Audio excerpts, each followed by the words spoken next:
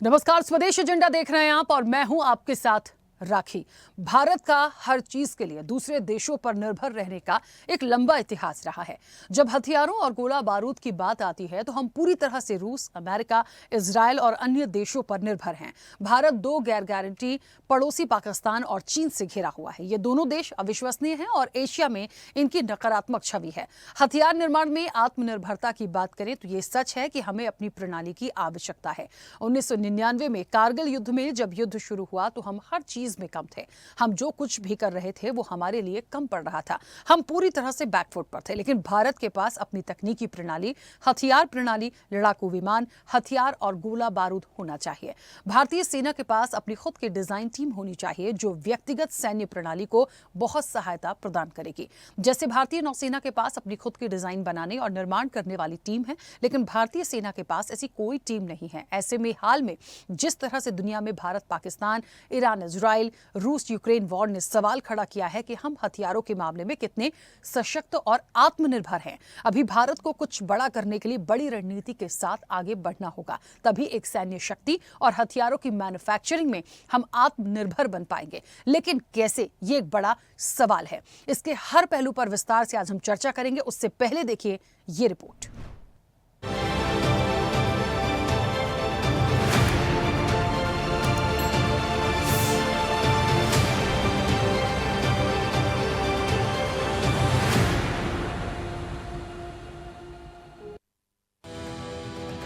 Defence एक ऐसा sector है जिसमें पूंजी लगाने पर रिटर्न मिलने में काफी वक्त लगता है।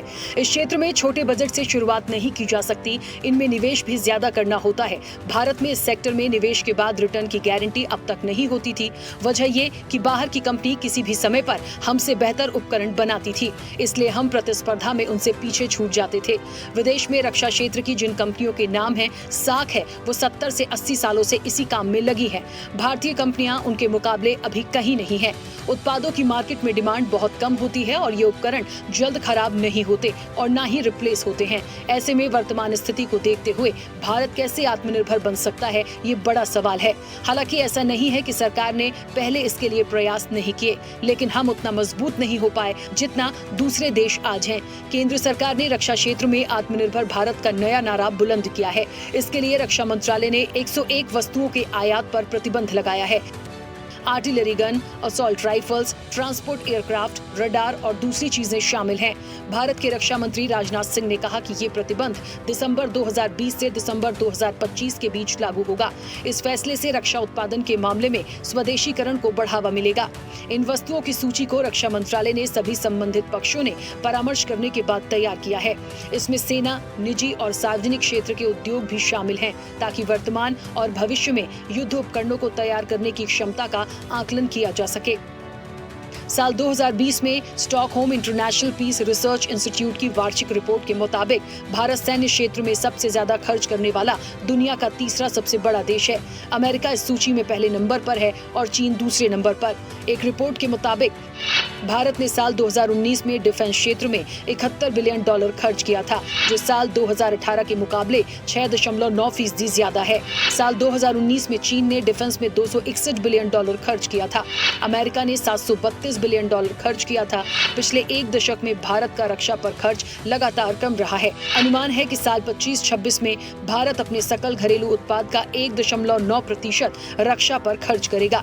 भारत सरकार का 2025-26 का रक्षा बजट 9.53 से बढ़कर 6.81 ट्रिलियन हो गया है, जो देश के अपने सैन्य बलों के आधुनिकीकरण के संकल्प को दर्शाता है। ये 2024-25 में आवंटित 6.8 लाख करोड़ रुपए से काफी अधिक है, जो अगले 2 दशकों में करीब 5 गुना ग्रोथ को दर्शाता है। भारत का रक्षा बजट लगातार बढ़ा है।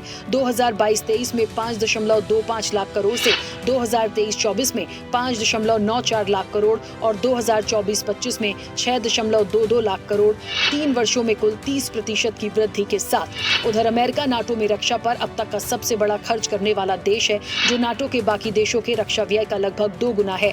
वर्तमान में नाटो के सदस्य देशों से उम्मीद की जा रही है कि वो जीडीपी का 3.5 3.5% रक्षा के मुख्य हिस्से यानी हथियार और सेना पर खर्च करें। फिलहाल ये खर्च मौजूदा 2% के लक्ष्य से पूरा किया जा रहा है। हालांकि 2024 में नाटो देशों ने 1.3 ट्रिलियन अमेरिकी डॉलर रक्षा पर खर्च किए। 2021 की कीमतों के आधार पर एक दशक पहले के खर्च की तुलना में ये करीब 1 ट्रिलियन ज्यादा है। अगर नाटो के सभी देशों ने जीडीपी का 3.5% पिछले साल खर्च किया होता तो ये करीब 1.75 ट्रिलियन होता। इसका मतलब है कि नए लक्ष्यों तक पहुंचने के लिए इन देशों को मौजूदा खर्चों की तुलना में हर साल सैकड़ों अरब डॉलर ज्यादा खर्च करने होंगे। ये वो आंकड़े हैं जो 2025 तक बढ़ोतरी की बात करते हैं, लेकिन क्या आज हम सशक्त हुए हैं? एक्सपर्ट मानते हैं ये आसान नहीं है, क्योंकि भारत में आज भी जो रक्षा उपकरण बन रहे हैं उनमें से कई के पुर्जे विदेशों से बनकर ही आते हैं। कई उपकरण जो भारत में तैयार हो रहे हैं वो लाइसेंस के आधार पर यहाँ तैयार होते हैं। लाइसेंस के आधार पर बनने का मतलब ये कि सैन्य उपकरण बनाने का लाइसेंस विदेश कंपनी का है और उस विदेशी कंपनी ने भारत के साथ करार किया है, जिस वजह से भारत में ये उत्पाद बना पा रहे हैं। ऐसे में जब तक विदेशी कंपनियों का रक्षा सौदों में इस हद तक हस्तक्षेप रहेगा, तब तक रक्षा उपकरणों में आत्मनिर्भरता का नारा सफल नहीं हो सकता। कुछ ऐसे रक्षा उपकरण इसका उदाहरण हैं। लाइट कॉम्बैट एयरक्राफ्ट का इंजन और कई दूसरे पुर्जे भारत विदेश से आयात करता है और फिर यहाँ बनाता है। ऐसी ही कहानी लाइट कॉम्बैट हेलीकॉप्टर भी है। उसका इंजन फ्रांस से आता है और हिंदुस्तान एरोनॉटिक्स लिमिटेड में दूसरे पुर्जों के साथ उसे असेंबल किया जाता है। डिफेंस सेक्टर में आत्मनिर्भर होने के लिए भारत को डिजाइन और डेवलपमेंट पर भी ध्यान देने की जरूरत होगी। बुलेट प्रूफ जैकेट को 1990 के दशक से भारत में बनाने की कोशिश की गई। कोशिश सफल भी हुई, लेकिन इसके लिए महत्वपूर्ण केवलार आज तक विदेश से ही मंगवाई जा रही है। भारत ने 1990 के दशक में एक स्वदेशी असॉल्ट राइफल बनाई थी, जिसे इंसास राइफल कहते हैं, लेकिन वो कामयाब नहीं हुई। 2010-2011 में फौज ने कहा था कि ऑपरेशनली एफिशिएंट नहीं है। तब से नई राइफल को लेकर बात चल रही है। उत्तर प्रदेश के अमेठी में 2019 में असॉल्ट राइफल बनाने की फैक्ट्री लगी। इसमें रूस के साथ साझेदारी की बात कही गई है। ये वो बिंदु हैं जो बताते हैं कि रक्षा क्षेत्र में आत्मनिर्भर होने की राह में रोड़े बहुत हैं। प्रधानमंत्री नरेंद्र मोदी ने रक्षा क्षेत्र में देश को आत्मनिर्भर बनाने के लिए मेक इन इंडिया को बढ़ावा देने पर जोर दिया। इसके तहत मोदी सरकार ने अब विदेशों से आयात होने वाले हथियारों और परियोजनाओं पर विराम लगाने को लेकर योजना बनाई। कई बैठकों और नीतियां तय करने के बाद ये तर्क दिया गया कि सिर्फ तत्काल या इमरजेंसी की स्थिति में ही विदेश से रक्षा उपकरण खरीदे जाएंगे। बाकी सभी लंबित खरीद को या तो निरस्त कर दिया जाएगा या इसमें कटौती कर दी जाएगी। भारत के पहले स्वदेश निर्मित विमान वाहक जहाज विक्रांत का 4 अगस्त 2021 को समुद्र में परीक्षण शुरू किया गया। ये देश में निर्मित सबसे बड़ा और जटिल युद्धपोत है। भारतीय नौसेना ने इसे देश के लिए गौरवान्वित करने वाला और ऐतिहासिक दिन बताया और कहा कि भारत उन चुनिंदा देशों में शुमार हो गया जिनके पास विशिष्ट क्षमता वाला स्वदेशी रूप से डिजाइन किया, निर्मित और एकीकृत अत्याधुनिक विमान वाहक पोत है। इसे करीब 23,000 करोड़ रुपए की लागत से निर्मित किया गया। प्रधानमंत्री नरेंद्र मोदी ने विक्रांत को मेक इन इंडिया का अद्भुत उदाहरण बताया। ऐसा नहीं है कि भारत आज भी सिर्फ आयात पर निर्भर है। एक अच्छी ग्रोथ के साथ उसने निर्यात में भी बढ़ोतरी की है, जिसका जीता जागता उदाहरण स्वाति वेपन लोकेटिंग रडार है, जो 50 किलोमीटर की रेंज में दुश्मन के हथियारों जैसे मोर्टार, शेल और रॉकेट तेज, स्वचालित और सटीक तरीके से पता लगा लेता है। भारत ने 100 से ज्यादा देशों को राष्ट्रीय मानक की बुलेट प्रूफ जैकेट का निर्यात शुरू किया है। भारत ने स्वदेश निर्मित light weight anti submarine Shaina torpedo को म्यांमार को निर्यात किया। इसे DRDO की नौसेना विज्ञान और तकनीकी प्रयोगशाला द्वारा विकसित किया गया है और इस टॉर्पीडो का निर्माण भारत डायनेमिक्स लिमिटेड ने किया है। भारतीय हथियार उद्योग के लिए ये एक बड़ी उपलब्धि है। इसके साथ ही कई ऐसी रक्षा परियोजनाएं हैं जिनमें PM मोदी की पहल पर मेक इन इंडिया को बढ़ावा दिया जा रहा है। अपाचे जैसा हेलीकॉप्टर बनाने के प्रोजेक्ट पर काम जारी है। इस मेगा प्रोजेक्ट का लक्ष्य आने वाले समय में सेना के 3 अंगों के लिए 4 लाख करोड़ रुपए के सैन्य हेलीकॉप्टर्स के आयात को रोकना है। मेक इन इंडिया के तहत नौसेना के लिए भारत में ही करीब 40,000 करोड़ रुपए की लागत से 6 P-75 पनडुब्बियां बनाई जा रही हैं, जिसका मकसद देश को पनडुब्बियों के डिजाइन और उत्पादन का वैश्विक केंद्र बनाना है। दुनिया के सबसे घातक हथियारों में से एक क्लाशनिकोव राइफल AK-103 भारत में बनाए जाएंगे। असॉल्ट राइफल्स AK-47 दुनिया की सबसे कामयाब राइफल है। भारत और रूसी हथियार निर्माता कंपनी क्लाशनिकोव मिलकर AK-47 का उन्नत संस्करण AK-103 राइफल बनाएंगे। इसे भारत से निर्यात भी किया जा सकता है।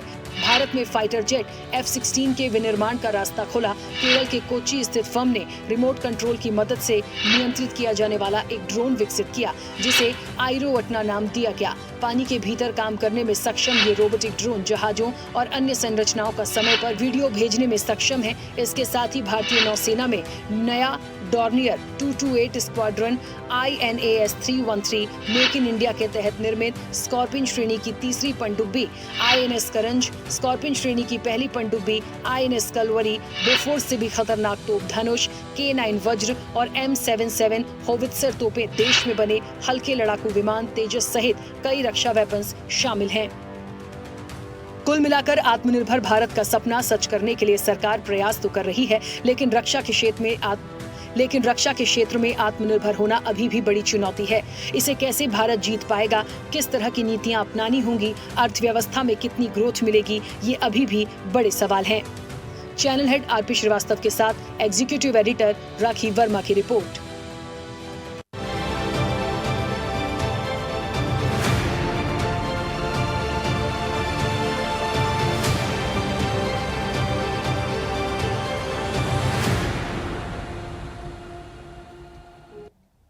चलिए, तो मजबूत रक्षा प्रणाली की बात हो रही है, भारत होगा शक्तिशाली, इसके लिए बहुत सारे फैक्टर्स पर काम करने की जरूरत है और सबसे ज्यादा महत्वपूर्ण होगा हमारी देश की GDP क्या है, हमारा रक्षा बजट क्या है, हमारे रक्षा बजट का कितना हिस्सा जो है GDP से यदि हम कैलकुलेट करके देखें तो कितना % हिस्सा जो है वो रक्षा पर खर्च होता है और कितना किया जा सकता है। ये वो सारे अहम पहलू हैं जिस पर आज हम विस्तार से चर्चा करेंगे, क्योंकि मकसद ये है कि हम कितने सशक्त हैं या कितने सशक्त हो सकते हैं, सबसे मजबूत हम अपना डिफेंस सिस्टम कब लाएंगे और कब उस जगह पर पहुंचेंगे, इसमें कितना वक्त लगेगा, किन किन चीजों के अप एंड डाउन्स देखने होंगे, ये बड़ा फैक्टर है।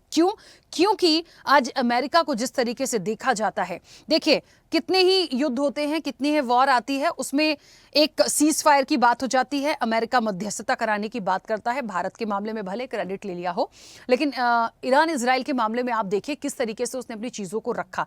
क्योंकि ईरान की भी वो ताकत नहीं थी क्योंकि वो अमेरिका से लड़ता, तो क्योंकि आज वो सशक्त हैं, उनके पास इतनी चीजें हैं, वो नंबर 1 पर आते हैं। हम कब और क्यों और कैसे, हमें ये अपने देश के लिए, अपने हित के लिए इस चर्चा को करना जरूरी है। हम सीधे चर्चा पर चलते हैं, हमारे साथ मेहमान जुड़े हैं। सबसे पहले आपका परिचय करा दें। भारतीय जनता पार्टी का पक्ष रखेंगे अमित तिवारी। अमित जी, बहुत स्वागत चर्चा में जुड़ने के लिए। कांग्रेस का पक्ष रखेंगे प्रबल प्रताप शाही। प्रबल जी, आपका भी बहुत स्वागत है। रक्षा विशेषज्ञ हैं colonel retired JS Sodhi. JS Sodhi ji, आपका भी बहुत स्वागत है। अर्थशास्त्री हैं RG द्विवेदी। RG द्विवेदी जी, आपका भी बहुत स्वागत है। विदेश मामलों के जानकार हैं अनुपम तिवारी। अनुपम जी, आपका भी बहुत स्वागत है। चर्चा की शुरुआत मैं सबसे पहले, क्योंकि रक्षा की बात हो रही है, JS सोढ़ी जी, आपसे मैं चर्चा की शुरुआत करूंगी। मुझे सुन पा रहे हैं? जी राखी जी, आपकी आवाज आ रही है। हाँ, सोढ़ी जी, सबसे महत्वपूर्ण, हम चाहते हैं मजबूत रक्षा प्रणाली हमारे पास होगा, भारत कितना शक्तिशाली होगा, लेकिन वर्तमान में हमारे पास क्या है, हम कितना कर रहे हैं, किन किन चीजों पर काम चल रहा है, ये तो ठीक है, लेकिन इतना सब कुछ होने के बाद, मेक इन इंडिया की बात करने के बाद भी, क्या हमारे पास हमारा खुद का सेल्फ डिफेंस सिस्टम है? हमने देखा जब ऑपरेशन सिंदूर हुआ, S-400 की बात हो रही थी, लेकिन हम अपनी डिपेंडेंसी कब लाएंगे, हम खुद कब सशक्त होंगे, हमारे पास खुद के वेपन्स, खुद सारी चीजें वो हम कब कर पाएंगे, हमें कितना वक्त लगेगा? रक्षा की दृष्टि से इसे कितना महत्वपूर्ण मानते हैं और भारत को इसमें कहां देखते हैं? जय हिंद राखी जी, ये मेरा सौभाग्य कि मैं आपके न्यूज चैनल पर हूं और विख्यात को पैनलिस्ट के साथ हूं। सबसे पहले मेरा नमन और सलाम आपको और स्वदेश न्यूज को कि आपने इतना अच्छा विषय रखा है आज चर्चा के लिए। भारत में 465 अंग्रेजी, हिंदी और क्षेत्रीय न्यूज चैनल हैं और गिनती के 8-10 चैनल ही हैं जो कि ऐसे अच्छे और गंभीर मुद्दों पे चर्चा करते हैं, और उसमें से एक आपका चैनल है। मेरा फिर नमन और सलाम आपको और स्वदेश न्यूज को। राखी जी, दिसंबर 1991 में जब मैं भारतीय सेना में कमीशन हुआ एज एन ऑफिसर और मैं अपनी रेजिमेंट को मैंने ज्वाइन किया, तब मैंने देखा कि अधिकतर जो वहां हथियार थे सारे विदेशी बने हुए थे। मेरे जहन में एक सवाल आया कि हमारे अपने स्वदेशी हथियार क्यों नहीं हमारी सेना में। प्रधानमंत्री नरेंद्र मोदी जब भारत के प्रधानमंत्री पहली बार बने 2014 में, तब उन्होंने आत्मनिर्भर भारत और कुछ साल बाद मेक इन इंडिया का नारा दिया, वो इतना सफल हुआ कि महज 10 साल में भारत का डिफेंस प्रोडक्शन 2014 से 2024 तक 10 साल में डिफेंस प्रोडक्शन 34 गुना बढ़ चुका है। राखी जी, लेकिन इसके साथ एक और बात समझनी बहुत जरूरी है। जहां हमारा डिफेंस प्रोडक्शन बढ़ चुका है, जहां हम 85 देशों को एक्सपोर्ट कर रहे हैं, वहां पे जो इन वेपन सिस्टम में टेक्नोलॉजी इस्तेमाल हो रही है वो सारी विदेशी है, हमारी स्वदेशी टेक्नोलॉजी नहीं है। और ये गंभीर बात है। मैं 2 मिनट चाहूंगा आपसे, क्योंकि इसके दो मुख्य कारण हैं। पहला कारण यह कि भारत में जो डॉक्टरेट्स हैं, पीएचडी हैं स्टेम में, साइंस, टेक्नोलॉजी, इंजीनियरिंग, मैथमेटिक्स, बहुत कम है। भारत के आखिरी आंकड़े जो पब्लिक डोमेन में वो 2019 के हैं। 2019 में चीन के पास 40,000 डॉक्टरेट थे स्टेम के, अमेरिका के पास 28,000 थे, भारत के पास सिर्फ 700 थे, जिसमें से 70% ने अपनी भारत की नागरिकता त्याग दी है और विदेशों में जाके बस गए हैं। 2022 में जो रिसर्च एंड डेवलपमेंट का बजट होता है as percentage of GDP, America का 2.9% था, चीन का 2% था, भारत का 0.7% था। और पिछले साल ये जो फिगर्स हैं, भारत का घट के 0.7% हो गया, अमेरिका का बढ़ के 3.5% हो गया और चाइना का बढ़ के 2.6% हो गया।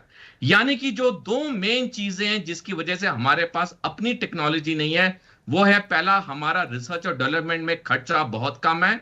दूसरा, हमारे पास डॉक्टरेट्स नहीं है स्टेम के। जब तक हम इन दो चीजों को नहीं सुधारेंगे, हमें विदेशों पे निर्भर होना पड़ेगा टेक्नोलॉजी के लिए। बिल्कुल ठीक है, सोनी जी वापस आऊंगी। अनुपम जी, मुझे सुन पा रहे हैं? जी हाँ राखी, मैं आपको सुन पा रहा हूँ। हाँ अनुपम जी, बड़ा महत्वपूर्ण हो जाता है। देखिए, हम हर नीति पर बात करते हैं, लेकिन मैं भारत की नीति पर बात करूंगी। देखिए, रक्षा की दृष्टि से कितना इंपॉर्टेंट होगा और हमें क्या करना है, ये सारी बातें हैं। लेकिन इसके लिए हमें अपनी नीतियों में कितने बदलाव की जरूरत है। खुद का डिफेंस सिस्टम क्रिएट करना, उस मुकाम पर जाना। मैं ये नहीं कहती हूं कि सिर्फ अकेले एक फैक्टर पर काम होगा, सब कुछ होगा। हमारी इकोनॉमी होगा, उसका कितना परसेंट जाता है। अभी नाटो से 5% की डिमांड ऑलरेडी की जा रही है और 3.5 देने की बात भी हुई है। तो ये पूरा कैलकुलेशन यदि हम निकाल कर देखें तो भारत को कहां आंकते हैं, क्या हम पहुंच पाएंगे?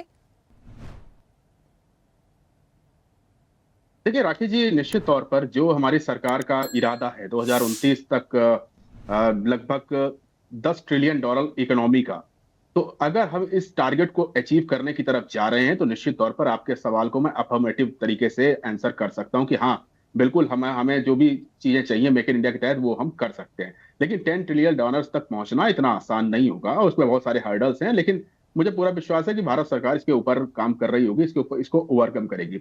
अब रही डिफेंस सेक्टर की बात, तो डिफेंस सेक्टर में निश्चित तौर पर ये अभी ऑपरेशन सिंदूर के तहत हमें दो चीजें समझ में आई थी। ऑपरेशन सिंदूर के समय हमने ये देखा था कि हमारी जो डिपेंडेंसी है एयर डिफेंस सिस्टम का आप जिक्र कर रही हैं, उसके ऊपर आज के दौर में कितनी ज्यादा बढ़ चुकी है। हमें समझ में आ गया था कि S-400 जैसे सिस्टम्स हमें अपने आप इंडिजीनियसली डेवलप करने पड़ेंगे, तभी हम इनका बेहतर तरीके से उपयोग कर पाएंगे। और अगर आपको याद हो राखी जी, तो S-400 के साथ जो हमारे वेपन्स थे जो एयर डिफेंस में इस्तेमाल हो रहे थे, चाहे वो शॉर्ट रेंज के लिए आकाश सिस्टम हो या फिर टारगेट हिटिंग के लिए पेचौरा सिस्टम हो, ये सारे एयर डिफेंस सिस्टम हमारे इंडिजीनियस है और हमने इनका इस्तेमाल वहां पर किया था।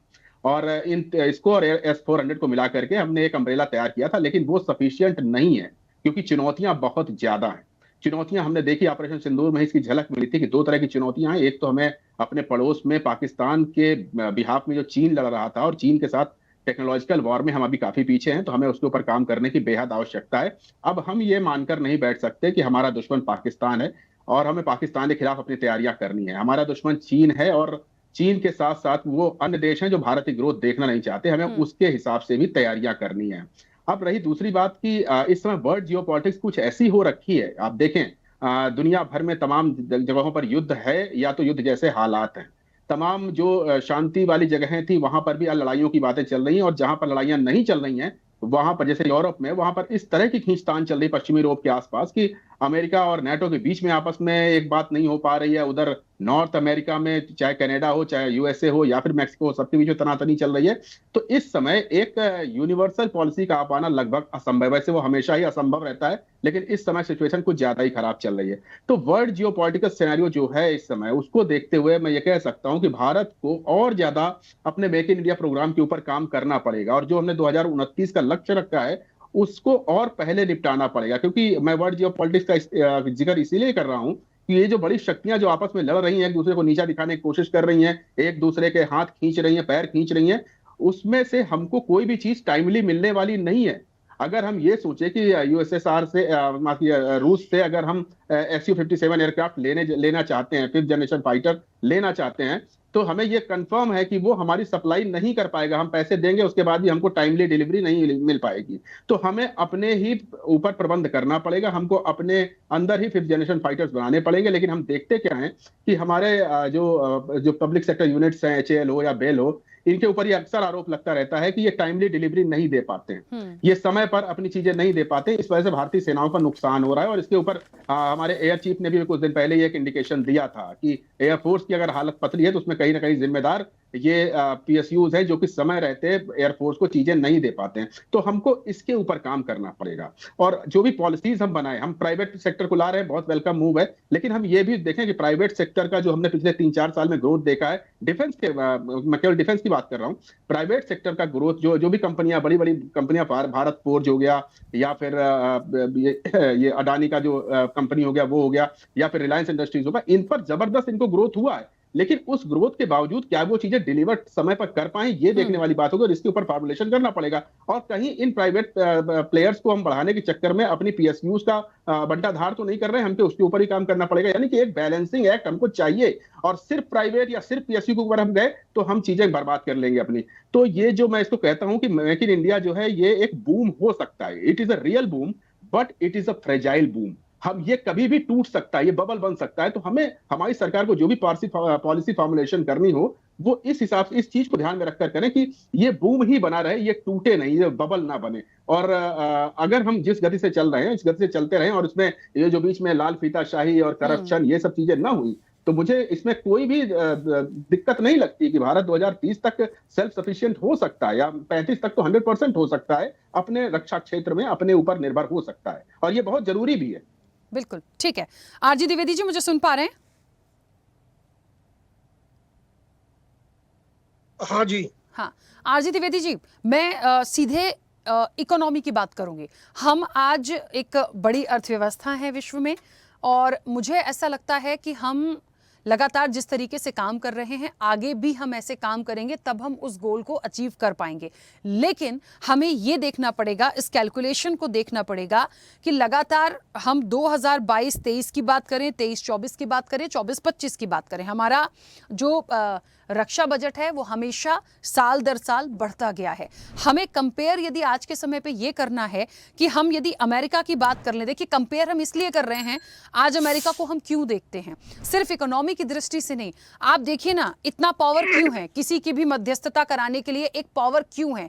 क्या ईरान आंखें नहीं दिखा सकता था? उन्हें पता है कि हम नहीं लड़ पाएंगे अमेरिका से। तो वो चीज पर भारत को लाना, उसके लिए हमारा हिस्सा तो सर GDP का यदि मैं देखूं, टोटल GDP का तो 1.9% खर्च होने का अनुमान है रक्षा बजट पर। ये तो बहुत पीछे हैं। नाटो की अभी हम बात करें तो 3.5 देने की बात हो रही है, 5% मांगा गया है, तो हम अभी बहुत पीछे हैं। हम कैसे इस चीज को अचीव करेंगे? मैं ये नहीं कह रही हूं कि प्रयास नहीं है, लेकिन इन प्रयासों के साथ इस कैलकुलेशन को बिठाना एक अर्थशास्त्री होने के नाते कैसे देखते हैं?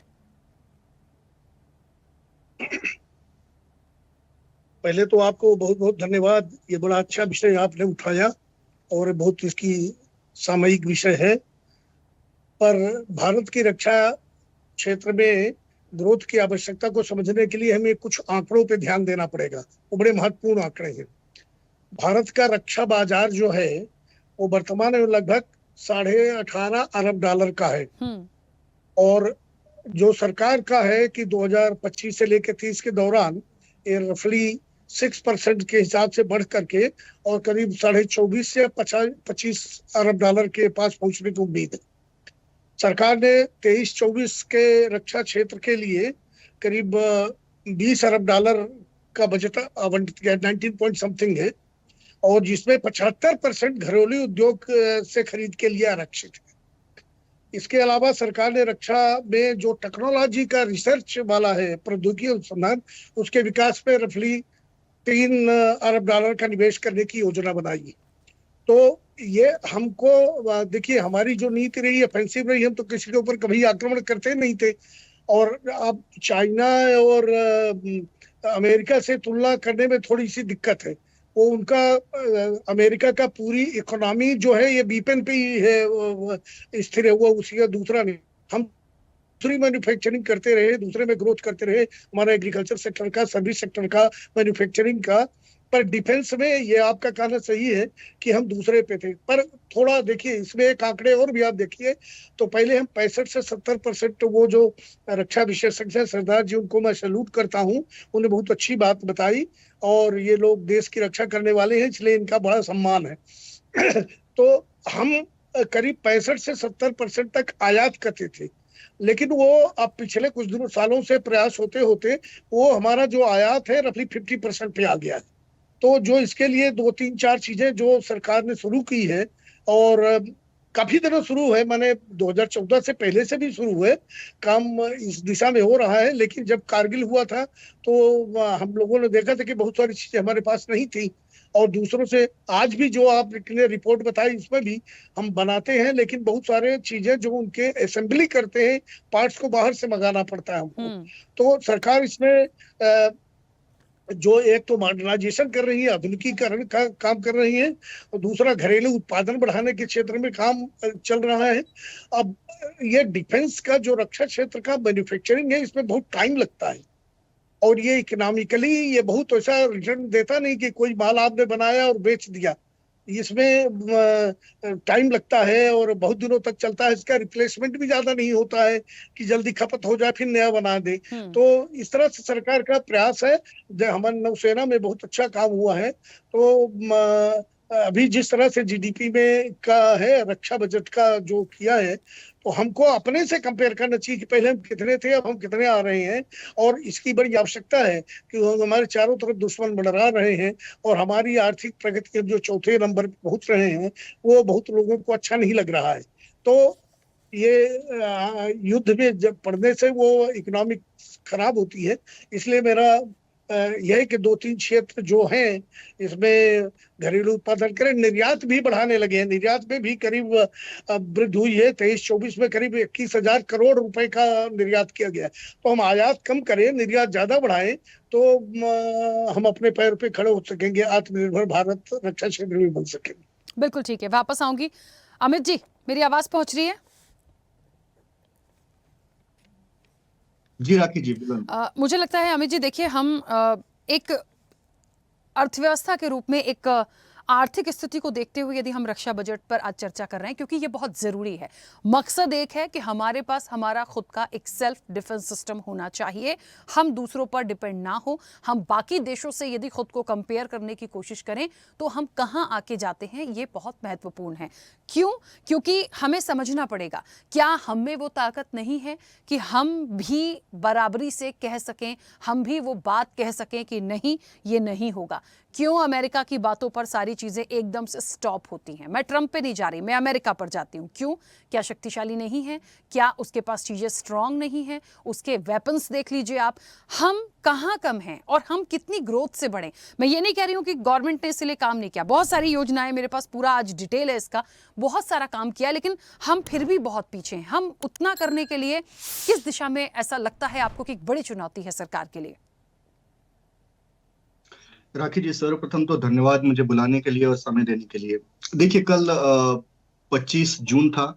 पूरा देश आपातकाल के काले दिवस को मना रहा है, और मैं इस देश को विश्वास दिलाते हुए कि ऐसा कोई भी हाथ जो हमारे संविधान के ऊपर बढ़ेगा, ऐसे हर एक हाथ को हम काटते हुए ऐसा एक काला दिन दोबारा ना आ पाए, ऐसा विश्वास दिलाते हुए मैं अपनी बात को शुरू करता हूँ। देखिए राखी जी, आपने जो कहा कि क्या हमें ये हिम्मत नहीं है बात करने की विश्व पटल के सामने, तो देखिए, जिस तरीके से यह बराबरी करने की, तो जिस तरीके से आज विश्व पटल पे भारत मजबूती के साथ अपने बातों को ये रख रहा है, आपने देखा होगा जयशंकर जी ने कई बार और कई मंचों से ये कहा है कि Europe has to grow out of the mindset that problems are world's problems and not that.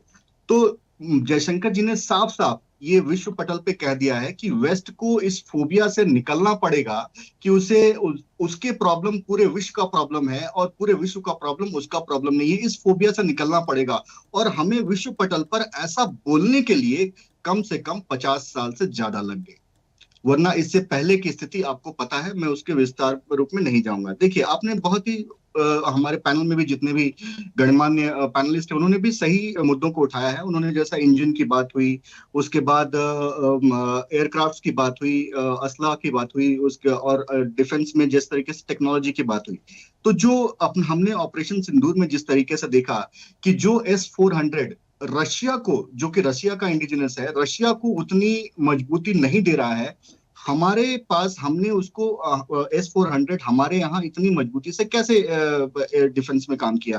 तो ये समझना पड़ेगा कि जो टेक्नोलॉजी है वो भी इंडिजिनस हम डेवलप कर रहे हैं और जो इंटीग्रेशन हमने किया है अन्य चीजों के साथ, आकाश के साथ, S-400 के साथ और अन्य डिफेंस उपकरणों के साथ जो इंटीग्रेशन हमारा है वो इंडिजिनस है और उसके बदौलत हमने हर एक हमले को निष्क्रिय करने में सफल हुए हैं।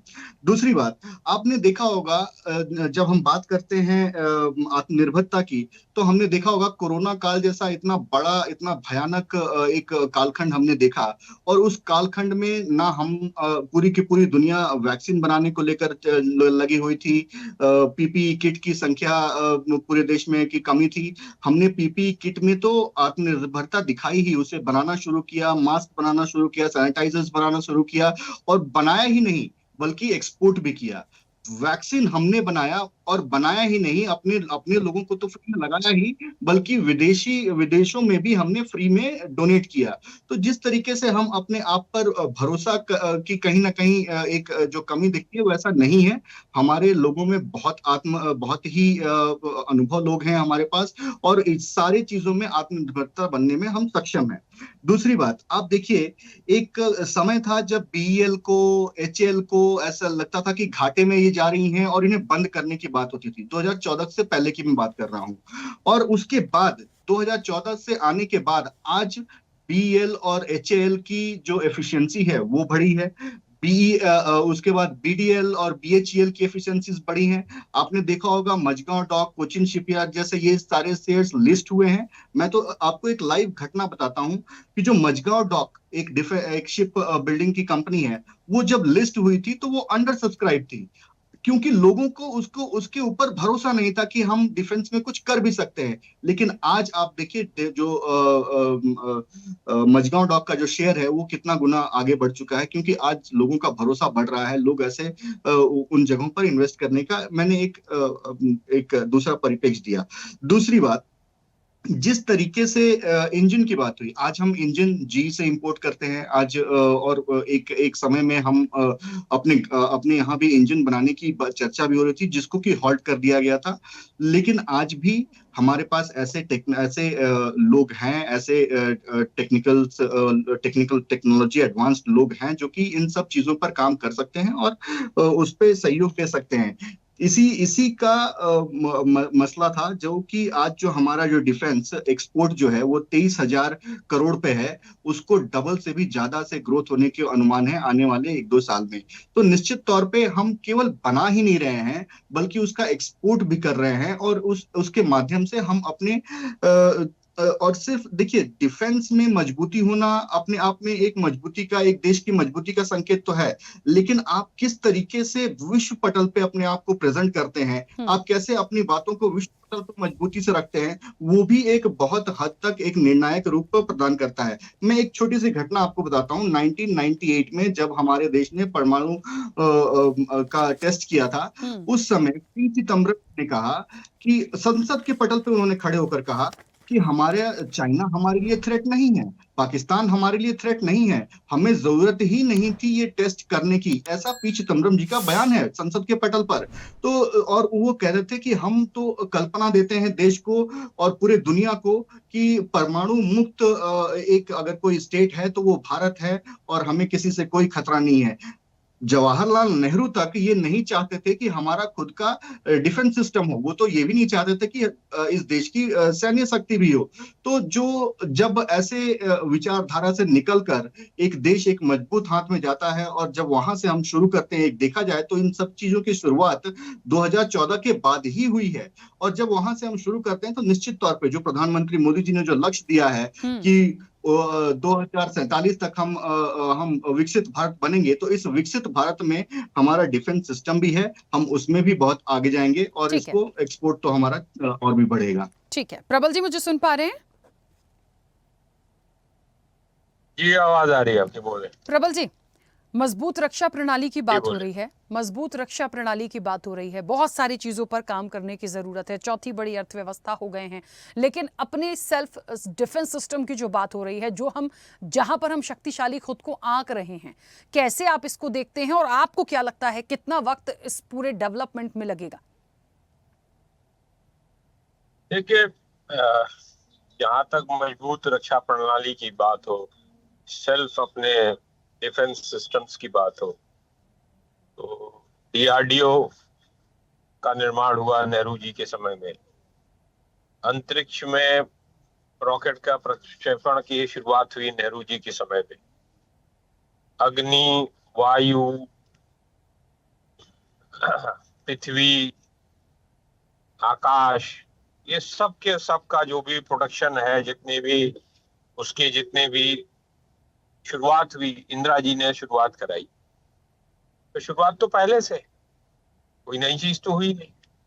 हाँ, ये हुआ है कि जो राफेल आया, उसको पहले जो भी हवाई जहाज आते थे उसकी टेक्नोलॉजी अगर ट्रांसफर होती थी या कोई निर्माण होता था तो एचएएल करता था, हिंदुस्तान एरोनॉटिकल लिमिटेड, भारत का जो केंद्रीय सरकार के अंतर्गत आता है, सरकारी कंपनी है। और अब जो है राफेल जब आया तो उसके निर्माण की बात जो है वह जिसके पास कोई भी अर्हता नहीं है, जिसके पास कोई भी एक्सपीरियंस नहीं है वायुयान सेवा की, लड़ाकू विमान बनाने की, रिलायंस कंपनी को दे दिया, अनिल अंबानी को दे दिया नरेंद्र मोदी ने। और आज आप राफेल के बारे में, उसकी क्षमता के बारे में सर्वविदित हो गया है कि क्या स्थिति रही ऑपरेशन सिंदूर के दौरान। वो तो भला मानिए S-400 का, S-400 था तो उसने काफी प्रक्षेपण को रोका और आकाश था हमारे पास।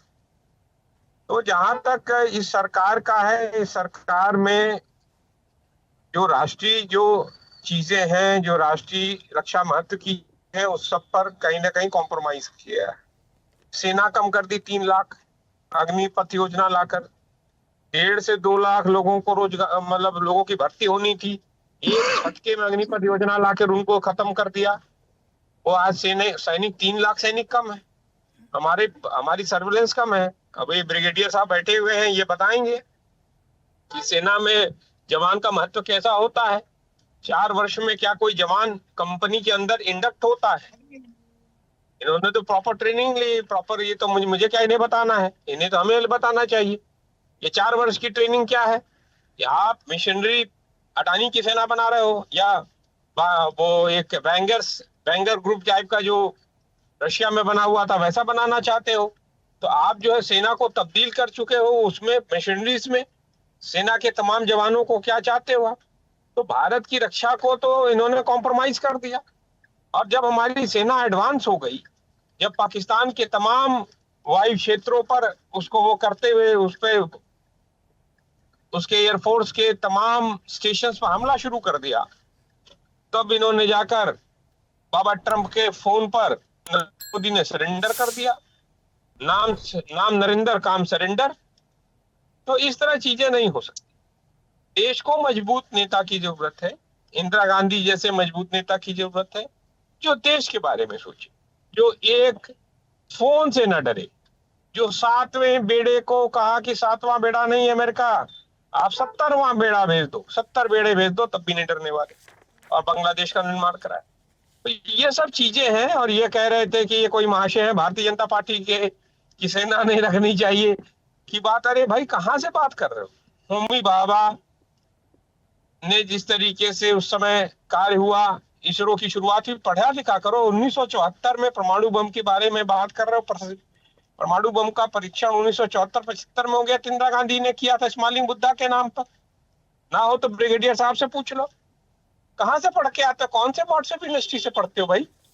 ये झूठ बोलने की क्या फैक्ट्री लगाए हुए हो? दिन भर सुबह से लेकर शाम तक प्रधानमंत्री से लगाकर, और एक सामान्य कार्यकर्ता प्रवक्ता भी झूठ ही बोलता रहता है। ये ट्रेनिंग आरएसएस की। ये जानकारी नहीं है क्या कि 1974 में सबसे पहला परीक्षण हुआ था परमाणु? जानकारी नहीं, जानकारी विहीन हो क्या? किस तरीके से पाकिस्तान के 2 टुकड़े हुए, ये किसी से छुपा हुआ है? और आप लोग क्या कर रहे हो? अभी इजराइल ईरान वाले मुद्दे पे क्या हुआ? हमारे स्टैंड था पैलेस्तीन के साथ, हमारा स्टैंड था ईरान से दोस्ती थी हमारी। आज ईरान से दोस्ती आपने कॉम्प्रोमाइज कर दी। आपने क्या किया? हजारों वर्षों से ईरान हमारा मित्र था, आपने ईरान से ही कॉम्प्रोमाइज कर दिया। क्यों? इजराइल से आप मात्र इजराइल के ही सारे हितों की क्यों चिंता कर रहे हो? उसके पीछे कारण है, क्योंकि हाइफा पोर्ट पर अडानी का पैसा लगा हुआ है, और हाइफा पोर्ट अडानी को दिलवाया है नरेंद्र मोदी ने। मात्र हाइफा पोर्ट के लिए, अडानी के व्यापारिक हितों की रक्षा के लिए आप इजराइल के साथ खड़े हो। आज विश्व भर में इस ऑपरेशन सिंदूर कौन सा देश खड़ा रहा? आप ये बताइए, कौन सा देश खड़ा रहा? उसको इंटरनेशनल मॉनिटरी। कुल मिलाकर आप कहना चाहते हैं कि नेतृत्व में बदलाव की जरूरत है और नीतियों में तो बदलाव की जरूरत है ही। आतंकवाद का सबसे बड़ा आतंक, सुनिए, आतंकवाद। अभी देखिए, जब कोई और बोलता है तो आप जवाब देता हूँ, उनको बोलने देते हैं, जब हम लोग बोलते हैं। देखिए, मैं इंटरप्ट नहीं करता हूँ, जवाब दे दे, मैं तुम्हें भी जवाब दे सकता था, बोल सकता था। गांधी चालीसा आपने पढ़ लिया, इंदिरा गांधी चालीसा आपने पढ़ लिया, मैं जवाब अपना वो सरेंडर चालीसा पढ़ते पढ़ते थक गए हो। ये रोज रोज सरेंडर चालीसा मत पढ़ा करो। किसने सरेंडर किया मैं बता देता हूँ। किसने यूएन में सरेंडर कितना किया मैं सब पता है। सरेंडर कर दिया यूएन में। सरेंडर करने वाले किसने जाके मौलाना मसूद अजहर को ले जाके छोड़ा? किसने किया? राखी जी, मैं जवाब मौलाना मसूद अजहर मौलाना मसूद अजहर को किसने जाके छोड़ा? तो जवाब भी देना पड़ेगा। मौलाना मसूद अजहर को हवाई जहाज में बैठाकर कौन ले गया था? किसकी सरकार थी? राखी जी, जवाब देता हूं। बिरयानी खाने कौन गया था? सर, मुझे तो ये पता है कि मैं एक मजबूत रक्षा प्रणाली पर बात कर रही हूँ। हम सब देश के हैं, हम भारत देश को मजबूत करने की बात कर रहे हैं, तो वहां पर ऐसी कोई चीज आनी नहीं थी। आप अभी तक वो जब बोल रहे थे, तो आपने रोका कि इसरो कब बना था? आप पत्रकार हैं, आप प्रवक्ता, आप अपने चैनल की एंकर है, क्या आपको नहीं रोकना चाहिए कि इसरो कब बना था? बताना चाहिए था। एक मिनट अमित जी, एक सेकंड रुकिएगा। नहीं बताना चाहिए था। नहीं, प्रबल जी एक मिनट, आपने कर दिया ना पूर्ति। सबको अपनी पूरी बात रखने का अधिकार है। वो क्या बोल रहा है, नहीं बोल रहा है, वो अपनी बात रख ले, उसके बाद जो क्रॉस होगा। मैंने कब बोला कि आप झूठ बोल रहे हैं? का काम ये है कि कोई झूठ बोल रहा है उसको झूठ बोलने दे, तो अपनी बात भी पूरी नहीं रखेंगे। और मैंने तो आपको इंटरप्ट किया नहीं, मैंने तो पूरी बात रखने ही दी ना आपको। मैं तो जो बात कह रहा हूँ, ये कह रहा हूँ कि मजबूत रक्षा प्रणाली के लिए मजबूत देश का नेता होना चाहिए। बहुत कह लिया। फिर कोई अमेरिका का राष्ट्रपति फोन कर देगा, फिर रोक देंगे ये प्रोग्राम। जितना पढ़ना था आपने पढ़ लिया, मैं जवाब देता हूँ। अरे भाई, सरेंडर मोदी की चालीसा हम थोड़ी पढ़ेंगे, हमें सरेंडर थोड़ी करना है। देखिए राखी जी, किस तरीके से अभी तो सोडी साहब भी यहाँ पर हैं और इसका साक्षात और सत्यापन भी कर देंगे। जब डीजीसीए से जब पूछा गया कि 2014 से पहले क्या हमने कभी हमला किया था सरहद पार करके, तो डीजीसीए का जवाब था हमने कभी ऐसा कोई ऑपरेशन 2014 से पहले नहीं किया था। तो किस तरीके से ये नहीं होता है, सर्जिकल स्ट्राइक जरूर किया। जानकारी नहीं है, डीजीसीए नहीं होता है, डीजीएमओ होता है। ये व्हाट्सएप विश्वविद्यालय के जानकार डीजीसीए डीजीएमओ ही नहीं जानते हैं। मैंने कहा ना कि आपको जानकारी है ही नहीं। रुक जाइए राखी जी, मैं मानता हूं कि कांग्रेस ने सर्जिकल स्ट्राइक किया था उसके पहले भी, और बहुत अच्छे तरीके से किया था। जिस तरीके से देश की संप्रभुता और अखंडता पे सर्जिकल स्ट्राइक कांग्रेस ने जरूर किया था, किस तरीके से पीओके को सौंप दिया पाकिस्तान को, अक्साई चीन को दे दिया चाइना को, मानसरोवर के सामने वाला गांव दे दिया चाइना को, किस तरीके से कश्मीर के मुद्दे को सरेंडर कर दिया यूएन के सामने। तो निश्चित तौर पे देश की अखंडता, एकता और संप्रभुता पर अगर सर्जिकल स्ट्राइक करने का काम किया है तो वो कांग्रेस ने किया है और दूसरी किसी ठीक है। पार्टी अब ने अमित नहीं जी, किया है। मैं एक सेकंड रोक रही हूँ, एक सेकंड मुझे रोकना पड़ेगा, और इसलिए रोकना पड़ेगा, इस चर्चा को रखने का माध्यम राजनीतिकरण करना बिल्कुल भी नहीं था। आप लोग धीरे धीरे वहीं पर आ गए हैं और पूरा समय ऐसे चला जाएगा। मैं जिस लाइन पे थी, मुझे वो सवाल महत्वपूर्ण करना है सोढ़ी जी से, वो हो जाने दीजिए प्लीज, ठीक है। सोढ़ी जी, मैं ये पूछ रही हूँ, S-400 की बात चली थी, मकसद ये है कि S-400 हमारा तो नहीं है, हम हमारा डिफेंस सिस्टम क्यों कह रहे हैं? ठीक है, हमने लिया, हमारे यहाँ से अटैकिंग हुई, सारी चीजें हुई, लेकिन हमारा नहीं था। हमारे पास ऐसी कौन सी चीज होगी? और दूसरे देशों में, जब अभी मान लीजिए तो पाकिस्तान था, दूसरे देशों से कोई वॉर हो जाए तो हमारा ये S-400 उतना टिक पाएगा क्या? दूसरों के पास उससे ज्यादा इफेक्टिव चीजें नहीं? हमें इस जगह पे जाना है कि हम अपने पास ऐसी कौन सी ग्रोथ, अपने पास ऐसा कौन सा स्ट्रॉन्ग सिस्टम रखें कि हम भी बराबरी पर आकर कह सकें हम रुकने वालों में से नहीं हैं। भाई, ईरान की इतनी क्या मजाल थी, आखिर जब अमेरिका की बात आई तब रुकना पड़ा, लेकिन आप देखिए उसके बाद भी बात किस तरह से रखी गई कि हाँ ठीक है, नहीं करेंगे तो हम भी नहीं करते, लेकिन पहले वो झुकने को तैयार नहीं था। तो ये चीज रखें, भले हमारे पास नहीं है लेकिन हम करें तो हमारे पास वो चीजें कब होंगी? बात इस चीज की हो रही। राखी जी, इसी साल 17 मार्च को जनरल उपेंद्र द्विवेदी, जो कि भारतीय थल सेना के सेना अध्यक्ष, उन्होंने बयान दिया कि टू फ्रंट वॉर भारत पे प्रोबेबिलिटी नहीं है, वो रियलिटी है, यानी वो वास्तविकता है, अनकोट। जो भी टाइमलाइन पब्लिक डोमेन में, वो उस तरफ इशारा करें कि 2035 में चीन और पाकिस्तान मिलकर भारत पे टू फ्रंट वॉर करेगा।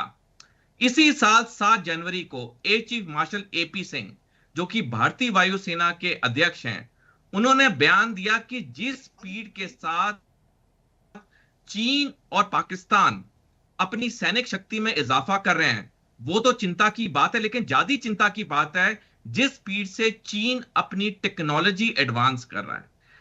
आज की तारीख में राखी जी, अगर हम देखें, चीन भारत से 30 साल आगे है सैनिक तैयारी में। अगर हम पाकिस्तान का भी पलड़ा जोड़े टू फ्रंट वॉर की जब बात करते हैं, तो ये पलड़ा चीन पाकिस्तान के हक में बहुत ज्यादा हो जाता है। 7 अगस्त 2023 को जनरल MM नरवाने, जो कि भारतीय सेना के 28वें सेना अध्यक्ष हैं, उन्होंने द प्रिंट में लेख लिखा और उन्होंने लिखा टू फ्रंट वॉर भारत के लिए बहुत दिक्कत पैदा करेगी। राखी जी, हमारे पास ठीक 1 दशक का समय है, हम 2025 में आज। अगर हम इस चीन के 30 साल की बढ़त को पूरा करना चाहते हैं, हमें इन 10 साल में सबसे पहले हमें अपना रक्षा बजट बढ़ाना होगा। 2019 में हमारा रक्षा बजट परसेंटेज ऑफ GDP का 2.5% था, वो घटते घटते इस साल 1.9% ऑफ GDP हो गया है। तो पहला हमें रक्षा बजट बढ़ाना होगा, हमें रिसर्च एंड डेवलपमेंट का बजट बढ़ाना होगा, हमें टेक्नोलॉजी की स्टेम के डॉक्टरेट्स होने चाहिए, और चौथी सबसे बड़ी चीज, हमारी देश में अकाउंटेबिलिटी और रिस्पॉन्सिबिलिटी होनी चाहिए।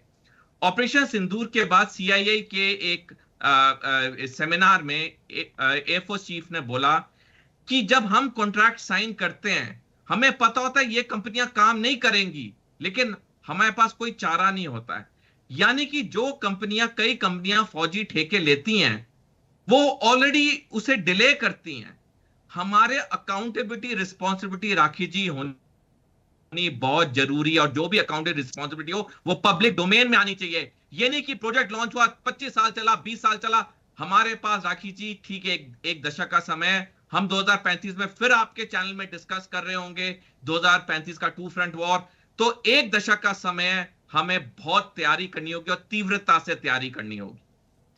बिल्कुल सही बात है। देखिए, क्योंकि समय की सीमा है, एक छोटा सा, बहुत 10 सेकंड की मैं प्रतिक्रिया अनुपम जी आपसे चाहती हूं, क्योंकि आप विदेश मामलों के जानकार हैं। देखिए, सैन्य शक्ति और हथियारों की पूर्ति, भारत की क्या नीति, इन चीजों को कंपेयर करके एक संक्षेप में कितना महत्वपूर्ण पहलू है। और क्योंकि सोढ़ी जी ने बहुत क्लियरिटी दे दी है, हम नहीं उस जगह पे अभी हैं, हमको इन दोनों चीजों को लेकर बढ़ना है। सैन्य शक्ति बढ़ेगी, वेपन्स होंगे, सारी चीजों की स्ट्रांगनेस होगी, तभी हम उस वॉर को झेल पाएंगे।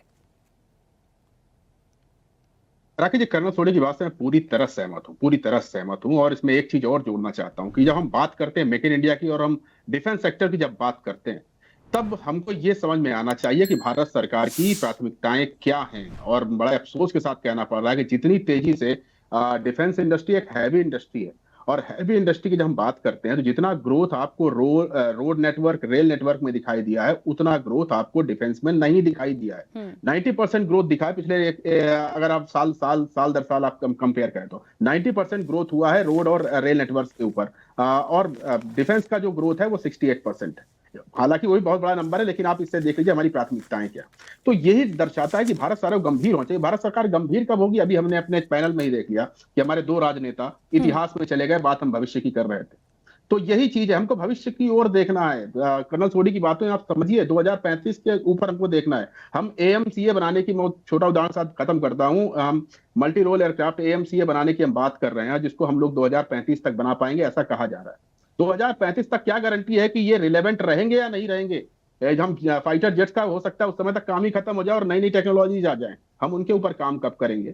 तो ये बहुत जरूरी है कि हम फ्यूचरिस्टिक बने और अपने आप को हम मॉडर्नाइज करते हैं। किसी भी इंडस्ट्री को मॉडर्नाइज करते हैं, सबसे पहले हमें इंसानों को मॉडर्नाइज करना पड़ेगा। हमें अपने शिक्षा क्षेत्र के ऊपर, जिसके ऊपर कर्नल सोडी बार बार इशारा कर रहे हैं, उसके ऊपर हमें निवेश करना पड़ेगा। हमें वो चीज लानी पड़ेगी अपने यहाँ की एक IIT मुंबई का छात्र जो वहां से ग्रेजुएट हो रहा है, वो विदेश की तरफ ना भाग जाए, वो हमारे यहाँ रुके और हमारे यहाँ निवेश, उसका एक ह्यूमन निवेश हो सके। तो ये बहुत बेसिक सी चीजें हैं, लेकिन इसके ऊपर काम बहुत जरूरी है। बाकी तो हम नेहरू से लेकर के हम सम्राट अशोक तक चले जाएं, कोई फर्क नहीं पड़ता, कहीं भी चलते सही बात है। और देखिए ये सही है, क्योंकि समय की सीमा है। आप सभी मेहमानों का बहुत शुक्रिया इस चर्चा में जुड़ने के लिए। ये बात सच है। देखिए, विषय राजनीतिकरण का नहीं है, लेकिन नेहरू जी पे जाएंगे, इसरो किसने बनाया, पहला परमाणु कहां से आया, अरे उसको छोड़िए, अभी हम कहां हैं और हमारा डिफेंस सिस्टम कब होगा, हमें क्या करना है, विपक्ष क्या कर सकता है, क्या कोई सुझाव दे सकता है, या सिर्फ आप ताना ही मारेंगे, तंज ही कसेंगे, उस डायरेक्शन पे जाना है। लेकिन बीजेपी कांग्रेस क्योंकि पक्ष विपक्ष है, वो ऐसे ही जो उनका डिस्प्यूट है वो चलता रहेगा, उनके तनाव चलते रहेंगे। लेकिन हमें इस चीज को देखना है,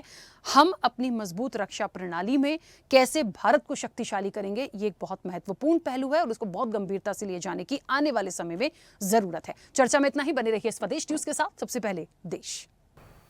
ऐसे ही वीडियोस के लिए लाइक करें, शेयर करें, फॉलो करें। YouTube पर जाकर सब्सक्राइब कर बेल आइकन दबाना ना भूलें और ताजा अपडेट्स के लिए swedeshlive.com पर जरूर जाएं।